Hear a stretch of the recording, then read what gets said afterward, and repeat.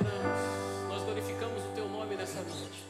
Só tu és o único verdadeiro Deus existente, como tal, só tu és digno de ser adorado. Oh, te agradecemos, Senhor, pela presença do teu Espírito neste lugar. Esta aqui é a tua casa. Te agradecemos pela oportunidade que tivemos um dia de conhecer a ti e de ser resgatados pelo amor do teu Filho Jesus, que morreu por nós como um herói para nos religar ao trono de Deus.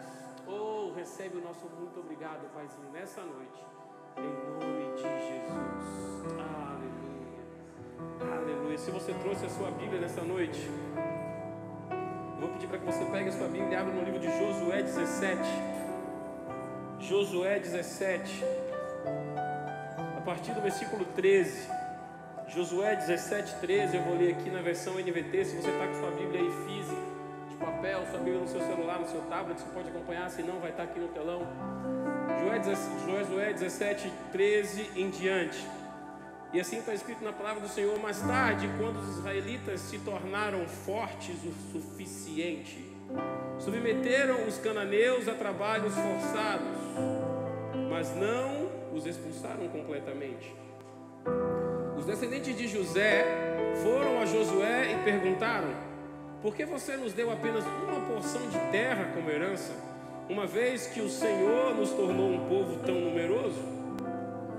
Josué respondeu: se vocês são tão numerosos, e se a região montanhosa de Efraim não é grande o suficiente para vocês, abram espaço nos bosques onde habitam os fereceus e os refaíns.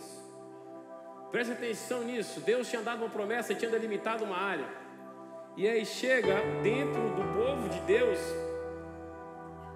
os descendentes de José e vão ao líder e falam assim: a terra que você deu a gente é muito pouco, a gente quer muito mais. Achando que Josué ia dizer: beleza, está aqui a terra que você quer mais, eu vou expandir seu território e está aqui, tome na mão. Josué disse: se você se acha grande o suficiente, se você quer mais terra, vá e conquiste. E tem muitas vezes a gente na igreja no dia de hoje querendo conquistar mais de Deus e em Deus, e esperando cair do céu: Senhor, eu estou pronto, me dá mais território. E Deus falando: foi o que fez aqui, irmão. Você fez aí, Luquinha? Presta atenção no versículo 15. Eu gravei o versículo 15 aqui na minha Bíblia. Achei tão fenômeno. Josué respondeu: se vocês são tão numerosos, e se a região montanhosa de Efraim não é grande o suficiente, se você quer mais, você se acha tão grande que você quer mais terra, abram espaços nos bosques onde habitam os fereceus de Efraim, onde habita um povo que é seu inimigo e gigante. Você quer terra, vai lá conquistar, meu irmão. Tomar da mão do inimigo de gigante. 16, os descendentes de José disseram: é verdade que a região montanhosa não é grande o suficiente para nós. Rapaz, não se dobraram não. É verdade que a região não é grande o suficiente para nós, mas todos os cananeus do vale, tanto os de Bet-San e dos povoados ao redor como do vale de Jezreel, têm carros de guerra com rodas de ferro, são fortes demais para nós. Quer mais território, quer mais área de plantio, quer expandir, quer ser maior do que já é, e na hora que fala assim: você vai ter, vai lá e conquiste. Veja bem, tem um povo lá que é forte, e ainda vai dizer o cara: e os carros têm rodas de ferro. Já começou, desculpa, irmão. Já não quer conquistar, quer de mão beijada. Quer não. Mas se segura na cadeira daqui a pouco aí que a gente vai entender mais. Então Josué disse às tribos de Efraim e Manassés, os descendentes de José: uma vez que vocês são tão numerosos e fortes, receberão sim mais uma porção. Os bosques na região montanhosa também serão seus. Abram todo o espaço que desejarem e tomem posse de seus limites mais distantes. E embora os cananeus dos vales sejam fortes e tenham carros de guerra com rodas de ferro, vocês conseguirão expulsá-los. Meu Deus, Senhor da glória, essa é a tua hora. Amigo Espírito Santo, o outro consolador, o nosso companheiro de todas as horas, meu querido amigo, essa é a tua hora, Paizinho. Toma as nossas mentes cativas a ti, o nosso inconsciente, subconsciente cativo a ti, para que nós venhamos entender mais de ti, da tua palavra e do teu reino nessa noite, e entendendo, a gente possa caminhar em direção ao nosso destino, desbravar aquilo que tu queres e conquistar os novos territórios para a tua glória, em nome de Jesus. E o povo diz: ah, povo crente, meu Deus. Pode se assentar. A gente leu Josué 17, de 13 a 18. E Josué já estava ali na frente do povo, comandando para que o povo adentrasse a terra que tinha sido prometida a eles por Deus, no líder anterior que era Moisés. E nós lemos no livro de Josué que o povo já estava ali na beira, nas margens do território para adentrar e conquistar. E recentemente, cerca de uma semana, 10 dias atrás, eu estava dando esse estudo em outro lugar e depois eu completei ele, lendo mais algumas vezes. E hoje de tarde, estudando, o Senhor me trouxe mais coisas, o Espírito Santo revelou mais coisas no meu coração. Eu falei, a gente tem que falar sobre isso de noite. E para que a gente entenda um pouco mais, a gente vai dar um passinho atrás e voltar no livro de Números. A gente estava lendo em Josué e a gente vai voltar para o livro de Números, mas pode ficar tranquilo, eu vou lendo daqui, você vai só anotando aí no seu coração e depois vai estar passando aqui no telão também. Então, Números 13, versos de 1 a 3. Números 13, versos de 1 a 3, também estarei lendo tudo hoje de noite na versão NVT, nova versão transformadora. E assim diz a palavra do Senhor: o Senhor disse a Moisés, instrução clara de Deus a Moisés, e a Bíblia nos ensina que Moisés falava com Deus face a face, mas não tinha intermediário. Então não tinha como Moisés dizer assim, a instrução não foi clara, claríssima. O Senhor disse a Moisés, envie homens para fazer o reconhecimento da terra de Canaã, a terra que eu dou. Eu vi só um assobio. Cadê aqui? Vou ver se eu consigo ler com vocês aqui. A terra que eu dou. Agora a gente vai fazer junto, vai ficar mais bonito. A terra que eu dou. O que Deus estava falando é, vai lá espiar a terra que eu dou a você hoje. E às vezes Deus está querendo te dar promessa hoje, querendo que você vá espiar a terra que Ele já te deu. E você, será que Ele vai me dar? Será que a promessa vai se cumprir? Deus está dizendo, vai espiar a terra, vai ter um gostinho do que eu estou te dando agora. Eu já estou te dando a promessa hoje. Você já vai vislumbrar com o seu olho aquilo que eu vou te entregar agora. Eu estou te dando agora. O Senhor disse a Moisés, envie homens para fazer o reconhecimento da terra de Canaã, a terra que eu dou aos israelitas. E Ele não pediu para mandar qualquer homem. Ele falou, mande um líder de cada tribo de seus antepassados. Em algumas versões, mande um governante de cada tribo de seus antepassados. Mande alguém com autoridade o suficiente para que traga um relato de volta de o que é a terra, ou qual é o tamanho, qual é a proporção da promessa que eu estou entregando. Porque uma coisa é a gente receber um relato da promessa de algo que a gente vai ter.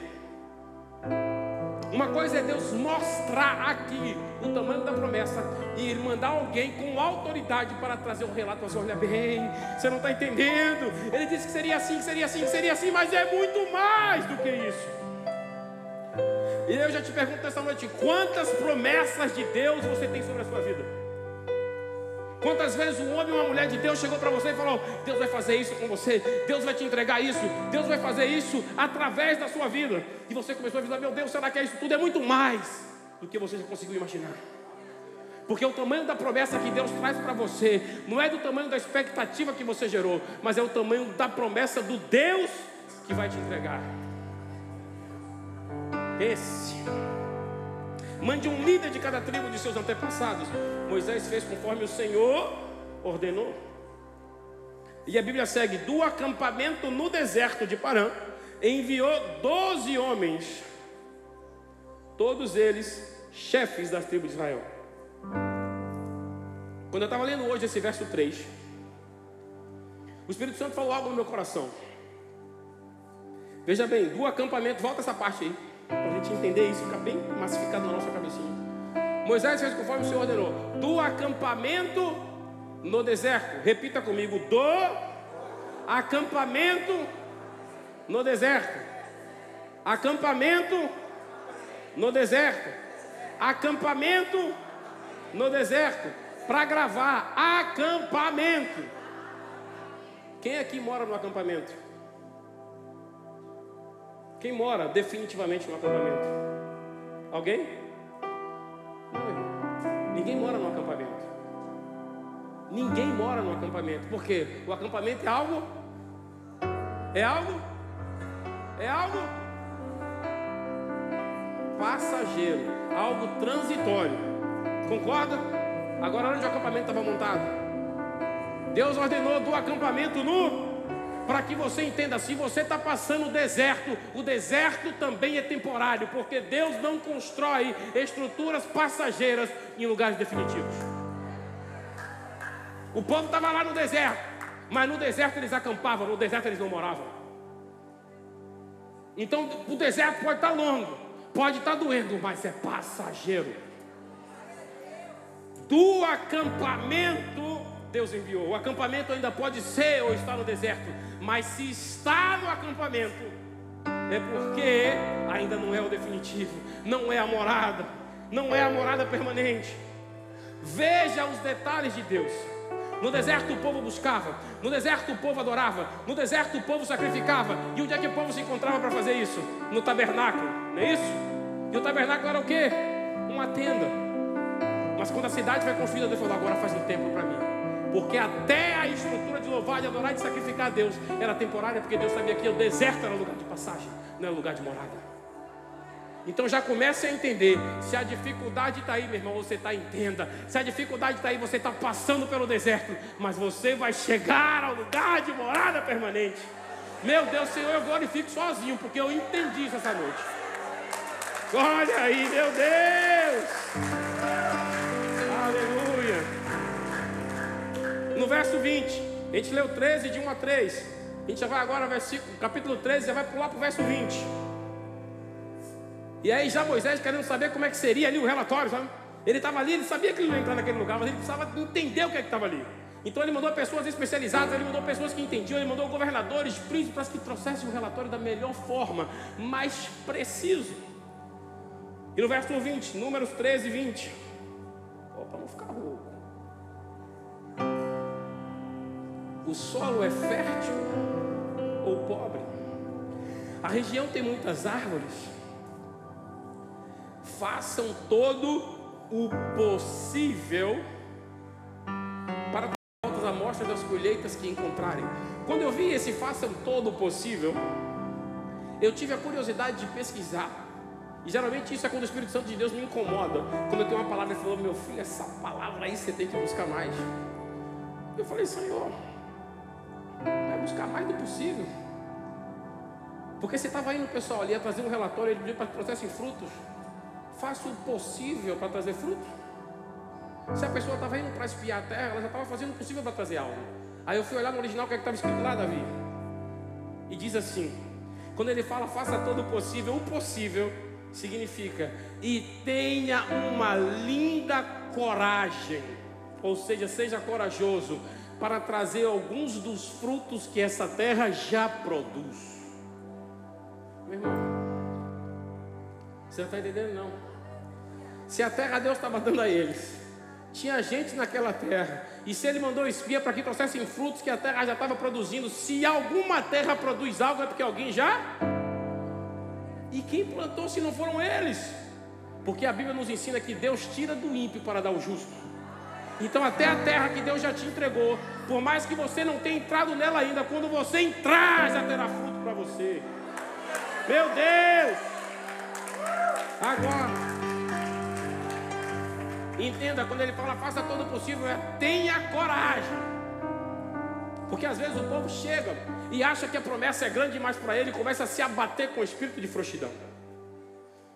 Deus me prometeu a terra prometida, a terra que vai manar leite e mel, que vai verter, que vai fluir, mas é demais para mim. Eu não gosto muito de ditados nem ditos populares, mas é quando o pessoal fala assim: não, é demais a terra, é muita areia para o meu caminhão. Não é não, irmão. Você dá várias viagens, trabalha com carreto e vai dar certo. Tenha coragem, é que diz no original, para trazer de volta amostras de colheitas que encontrarem.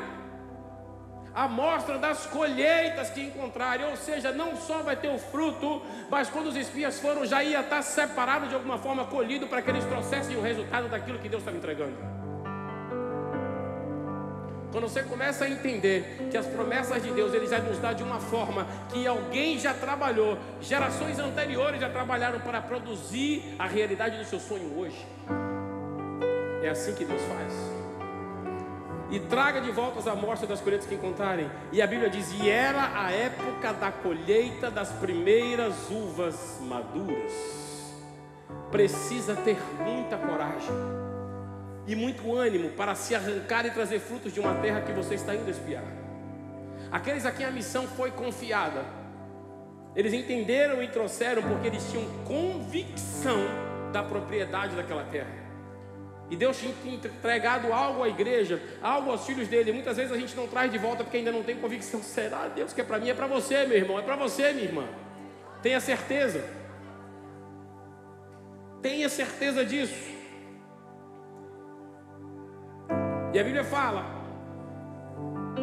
que no verso 23, 13 e 23, quando chegaram ao vale de Escol, cortaram um ramo com um só cacho de uvas, tão grande, que 2 deles precisaram carregá-lo numa vara. Levaram também amostras de romãs e de figos. Essa foto eu fiz numa igreja que eu amo demais, a igreja, o povo daquela igreja, o pastor daquela igreja. É a igreja que, quando o Senhor me dá a oportunidade de estar de férias ali nos Estados Unidos, é a igreja que, quando eu estou lá, eu frequento. É a primeira igreja batista ali de Orlando. E tem essa estátua ali. Quando eu vi, eu bati essa foto, meu irmão. Aqui é Josué e Caleb. E olha o tamanho do aglomerado de uvas, não cacho. Olha o tamanho do aglomerado de uva que eles estavam carregando. Isso era o fruto da terra que Deus tinha prometido, tinha dado a eles naquele dia. Imagina você entrar assim, eu como espia, Deus vai lá colher um cacho de uva. Deus vai, você vai ver o tamanho do cacho que eu tenho preparado para você. O cacho é do tamanho de uma pessoa quase, sendo carregada por 2 homens para levar um cacho de uva. E você querendo saber se o fruto da terra vai ser bom para você, irmão, você não vai ter condições de carregar sozinho. Porque aquilo que Deus tem para você é uma proporção tão grande para que você possa dividir com quem está à sua volta e alimentar aqueles que estão famintos também. Olha aí, Josué e Caleb. Se sou eu, só chegava meio cacho, Marquinhos, porque eu ia chupando pelo caminho. Mas glória a Deus que foi Josué e Caleb. E quando eles chegaram ao vale de Escol, cortaram um só ramo de uvas tão grande que 2 deles foram necessários para carregar. E aí, quando eu vi isso, a gente já leu lá atrás, falando em Josué, que aquela região era habitada por gigantes. E a gente vai ver mais na frente que muitos deles começaram a focar no problema e começaram a focar no tamanho das pessoas que ali estavam e começaram a se diminuir. E o que Deus colocou no meu coração é: foque no gigante que trará provisão e fartura.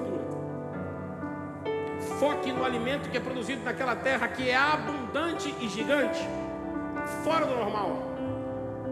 Mas infelizmente a maioria dos espias que foram, dos 12, 10 repararam nas circunstâncias e não nos frutos que estavam prontos para que eles colhessem e se alimentassem e vivessem fartamente, porque não tinham fé o suficiente para entender que era isso que Deus tinha preparado, que é isso que Deus tem preparado para nós também. Senhor, será esse fruto desse tamanho? É, irmão, porque o fruto não vem, mais uma vez, para você entender, na sua proporção, vem no tamanho do Deus que te criou e que criou o universo. E Deus, Ele nunca vai dar na sua medida exata, Ele vai dar para que transborde, para que transbordando você consiga alcançar quem está ao seu lado, para quem esteja distante, você inunde a sua volta de bênção. É assim que Ele faz. Colheitas gigantes, frutos gigantes, provisão gigante. Meu Deus. No verso 24, aquele lugar recebeu o nome de Vale de Escol por causa do cacho de uvas que os israelitas cortaram ali. Escol no original significa cacho, ou aglomerado, ou conglomerado de cachos de uva. Os detalhes de Deus são tão impressionantes que ele fala aqui no verso 24, aquele lugar os israelitas deram o nome de Escol.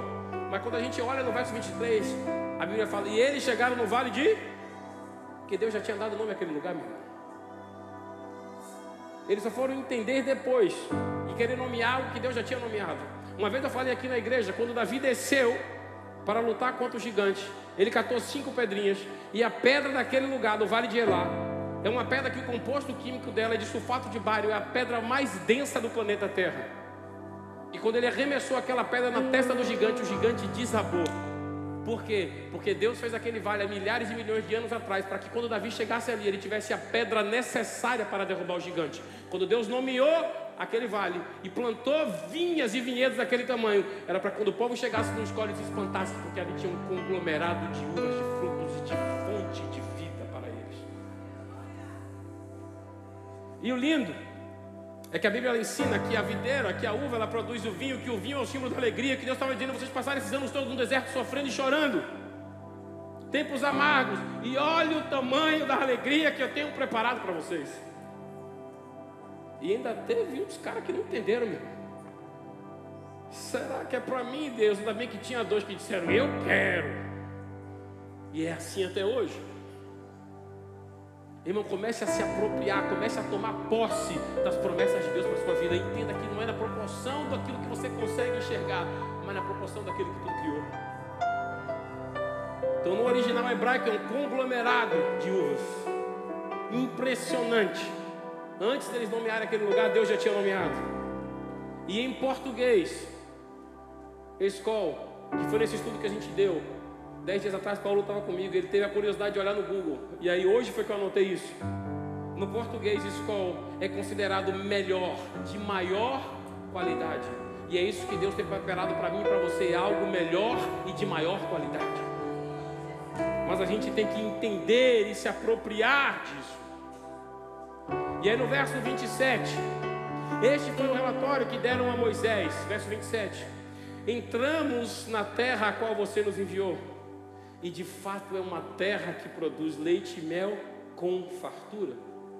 E aí eu tenho certeza que foi a hora que chegaram com aqueles caixão de uva gigante e falaram: esse é o tipo de fruto, a Bíblia fala, esse é o tipo de fruto que nela há. E eles levaram não só aquele cacho gigante de uva, mas figos e romãs também, dizendo que a terra produzia tudo que eles conheciam como deleite e delícia. Levaram para Moisés aqui o relatório. Não precisa, meu irmão, naquele tempo não tinha o celularzinho não, para o cara chegar lá: Moisés, e fazer a selfie, não, irmão. A selfie foi essa aqui, ó. Ó o cacho. Um relatório desse. Vê lá se a terra é boa. Vê lá se a terra que Deus é isso tudo mesmo. Vê lá se a terra que Deus prometeu tem tudo aquilo que Ele disse que teria. Vê se a terra se encaixa com as promessas. Ele fala: se fosse só o cacho de uva já estava bom demais. Fala: Moisés, olha o tamanho do cacho de uva que a terra produz. Olha o tamanho da provisão, olha o tamanho da alegria que a gente vai viver nessa terra agora e as nossas gerações futuras. Mas ainda levaram romãs e figos, porque é muito mais além, abundantemente além daquilo que a gente pedir ou sonhar. É o que Deus tem preparado para nós. Eu tenho certeza que Moisés estava ali só: uau, eu quero dessa uva, eu quero dessa romã, eu quero desse figo. Ouvindo aquele relatório, o verso 27 foi isso: olha aqui o que a terra produz. Mas quando a gente chega imediatamente depois do verso 27, no verso 28, vem um relatório das multidões. Sabe, vem um relatório daqueles que são negativistas, vem um relatório daqueles que não acreditam, e vem um relatório daqueles que querem abafar a voz da promessa. No verso 28: contudo, o povo que vive ali é poderoso, e as suas cidades são grandes e fortificadas. Vimos até descendentes de Enaque. Eles não entenderam que gigante não era o povo que ali estava. Eles não entenderam que poderoso não era o povo que ali estava. Mas os frutos que Deus tinha preparado, sim, esses eram gigantes. Não é sobre o tamanho do inimigo, não é sobre o poder do inimigo, mas é sobre o tamanho e o poder do nosso Deus. Já é um jargão gospel: não foque no tamanho do problema, foque no tamanho do seu Deus. E se encaixa perfeitamente, é isso. Mas tem gente que até hoje, de tanto ouvir isso, ainda não entendeu que não é sobre o problema, que não é sobre a circunstância, que não é sobre o gigante, é sobre o gigante que é o nosso Deus, e sobre o poder dele nas nossas vidas. Comece a focar no tamanho do fruto e não do tamanho de quem habita a terra que Deus já te deu, mas você está indo conquistar. Se tem alguém lá, irmão, não é para te fazer mal, mas é para preparar os frutos para você comer. Frutos gigantescos, frutos doces, saborosíssimos. Meu Deus, eu creio sim, Senhor. Não se preocupe com os descendentes de Enaque. E aí no verso 30, Caleb, ele tenta acalmar o povo. E ele fala, Caleb tentou acalmar o povo que estava diante de Moisés. Irmão, a Bíblia fala que eles passaram 40 dias peregrinando. Eles passaram 40 dias subindo e descendo. Eles passaram 40 dias espiando a terra, 40 dias caminhando. E eu tenho certeza que como a terra ainda era possuída de inimigos, eles tinham que se esgueirar, passar em lugar, se abaixar, engatear. E eles passaram 40 dias nisso. Com certeza não tinham uma refeição boa e saborosa e farta todos os dias, porque eles estavam em missão. Então depois de 40 dias retornando com o relatório, deveriam estar cansados. Mas quando você está revestido pelo Espírito Santo de Deus e tem a certeza da promessa que Deus tem para você e na sua vida, as suas forças se renovam no Senhor. Olha no verso 30 que Caleb diz. Quando Caleb começa a ouvir aquele relatório negativo, quando Caleb começa a ouvir a voz da multidão, por que eu falo da voz da multidão? Porque dos 12 que foram, 10 eram contra. E na maioria das vezes, do grupo que se destaca para querer caminhar com você, nem todo mundo vai entrar na terra prometida. Porque não terá fé suficiente para receber o tamanho da promessa que Deus tem para a sua vida. Então não comece a se entristecer se durante o afunilamento da sua caminhada, quando você estiver prestes a entrar na promessa, algumas pessoas que começaram a jornada com você ficarem para trás. Ore por elas, mas elas não terão estrutura para entrar onde Deus quer te colocar. Caleb, verso 30, tentou acalmar o povo que estava diante de Moisés e falou: vamos partir agora mesmo e tomar a terra. Disse ele: com certeza podemos conquistá-la, porque Caleb estava alinhado com aquilo que Deus estava entregando ao povo naquele dia. Quando você está em alinhamento com Deus e com as promessas de Deus, você não começa a olhar as coisas através da sua visão, mas através das lentes de contato de Deus, que fazem você enxergar aonde você tem que chegar. Deus, ele tem promessas e destino para todo mundo para se cumprir, mas ele não vai dar de mão beijada. Você tem que mostrar que você é digno de receber aquilo que ele já te entregou no reino dos céus. Mas você tem que conquistar aqui. Tem uns anos falando aqui na igreja que sem processo você não vive propósito. Então, irmão, não queira abrir mão de passar por mais uma batalha, porque o povo de Israel, porque não quis enfrentar uma batalha, Deus diz, era cerca de 7 a 10 dias a caminhada do Egito para a terra prometida. Mas Deus viu, se eles tiverem que enfrentar uma batalha, eles vão fraquejar, vão querer voltar para o Egito. Ficaram 40 anos rodando no deserto. Se você não tiver coragem para enfrentar uma batalha, você vai rodear 40 anos para chegar na sua promessa. Tenha coragem. Tenha coragem de entrar na terra prometida, tenha coragem de começar a espiar os frutos e tenha coragem de começar a determinar que você entende aquilo que Deus tem para você, é para você mesmo. E comece a avançar para conquistar aquilo que Deus já te entregou, em nome de Jesus. Caleb tentou acalmar e disse: vamos lá agora. Depois de 40 dias espiando a terra, marchando, subindo e descendo como um espião, eu estou pronto agora, porque eu entendi que aquela terra Deus tem para nós. Eu estou renovado agora, porque eu vi com os meus olhos o tamanho da promessa. E eu volto lá agora para conquistar lá agora. E o povo não entendeu assim. E aí no verso 33, estamos chegando no final, no verso 33, relatório das multidões. Vimos até gigantes, os descendentes de Enac. Aí eles falam: perto deles nos sentimos como gafanhotos.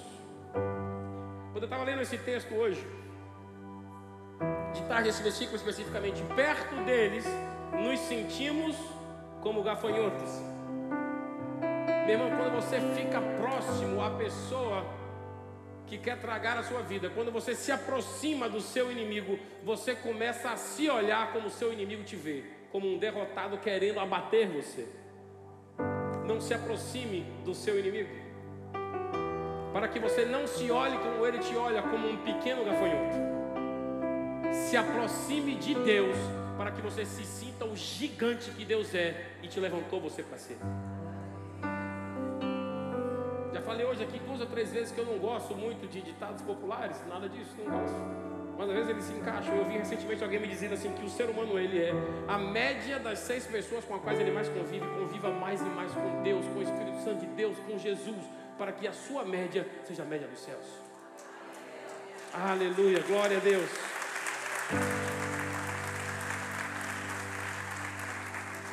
Vimos até gigantes, os descendentes de Enaque, perto deles nos sentimos. Perto de quem você tem estado? Você mesmo vai se responder essa pergunta. Como é que você tem se sentido frente às suas adversidades? Como é que você tem se sentido frente às suas dificuldades? Como é que você tem se sentido na terra deserta? Como é que você tem se sentido nos vales que você tem passado? Eu estou me sentindo tão pequenininho, uma formiguinha, um gafanhoto. Se aproxime de Deus. Você vai se sentir como filho de Deus, como você é. Como filha de Deus, como você é. Perto deles nos sentimos gafanhotos. E também, olhe mais, ele não para por aí. E ele diz, e também era assim que parecíamos para eles. Como é que alguém pode entender como é que uma outra pessoa te vê? Está aqui, ó. E também era assim que parecíamos para eles. Como? Quando não estamos alinhados com a visão dos céus para a nossa vida, começamos a querer enxergar como achamos que nossos inimigos nos enxergam. E isso é muito duro.